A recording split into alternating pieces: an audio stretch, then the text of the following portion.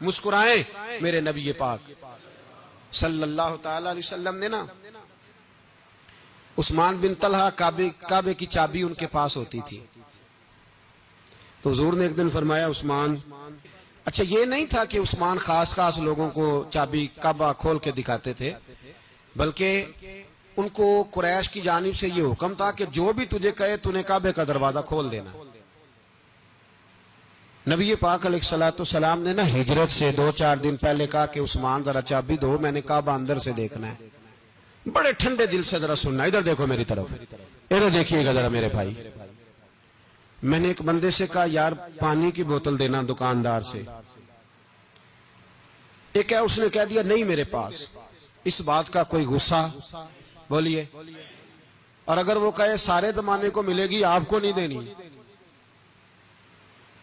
پھر بولیں میرا خیال ہے چپ کر کے ہنس کے آ جائیں گے، سوال ہی نہیں پیدا ہوتا۔ ہم کہیں گے مجھے نہیں نہ دینی، تو نے تو دکان اٹھا یہاں سے بند کاری سے، کیا مطلب ہے سب کو دینی ہے تجھے نہیں دینی، کیا معنی ہے اس کا؟ لے کے جاؤں گا، جھگڑا ہوگا، بحث کریں گے۔ عثمان بن طلحہ سے حضور نے فرمایا دروازہ کھولو، کعبہ دیکھنا ہے۔ عثمان کہنے لگا میں ساری دنیا کو دکھاؤں گا، آپ کو نہیں دکھاؤں گا۔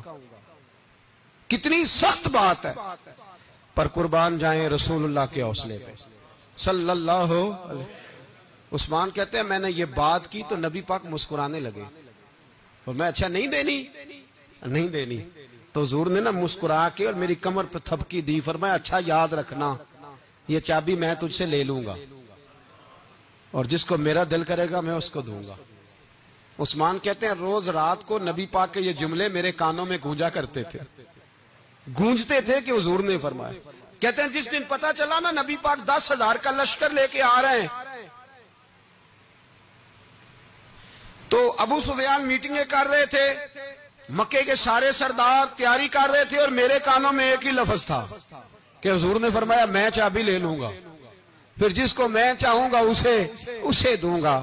عثمان کہتے ہیں حد ہو گئی، وقت گزر گیا، حضور آ گئے، طواف فرمایا، اور طواف کے بعد میرے نبی پاک علیہ السلام نے فرمایا بلاؤ نا ذرا عثمان کو۔ عثمان کہتے ہیں میں چابی لے کے آیا تو دوسرا جملہ کوئی نہیں۔ ساڑھے نا کوئی بندہ مشورہ دے وہ نہ منیے، تے جے کام مونج ہو جائے نا جو نے مشورہ دیتا سی تے وہ نال ہی غوث پاک بن جاتا ہے، تینوں آکھیا سی نا، فوراً ہی داتا علی اجمیری ہو جاتا ہے۔ وہ کہندے تینوں پتہ نہیں میں کڈا ولی اللہ، تینوں میں آکھیا سی میں انج نہ کر، اور بندہ پریشان ہوتا ہے کام الٹ ہو گیا، اور لاگوں آکھی جاتا ویکھو جی میں تے تانوں پہلوں ہی آکھیا سی۔